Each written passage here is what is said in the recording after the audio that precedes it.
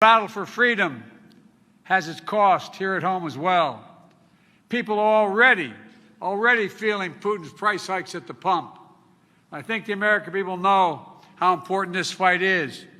I think they know that as painful as the price is today, the costs are going to be higher if we do not act now to deal with this tyrant. So let me be clear on the facts. We are increasing oil production with a record productivity. By the end of the year, we will have produced more oil than any time in the last number of years.